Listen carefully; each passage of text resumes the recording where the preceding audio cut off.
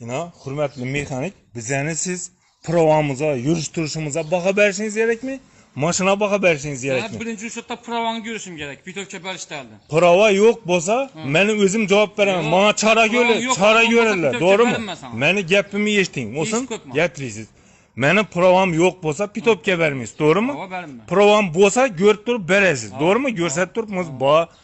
Lekin ina bu maşallahını tek hukukuna kim cevap veredi? İdare cevap veredi. Yok, şöyle yama bolsa. Bir de yama yok. Yama kaçan boladı, kaça idare teşkilleştirip berse boladı yama. Şunu. Ben idare teşkilleştirmem. Şunu talep etişerek bizeni hep çizikte durun ha, provanızı göreyim.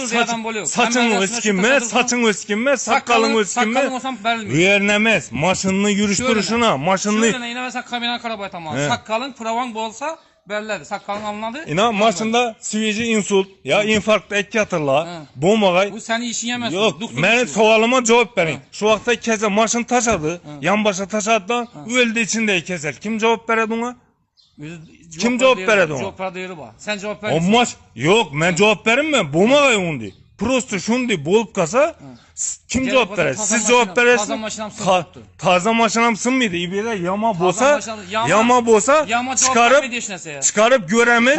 Azgana. Beni gepime kulak salıp durun. Kulak salıp koyma. Seni yama cevap İbire yama bosa, çatnağı bosa idare alıp paramız. Yürüyüş mümkün emez. Hedef bu muydu bu maşında bu aytamız? Tokurdu bosa idare alıp paramız.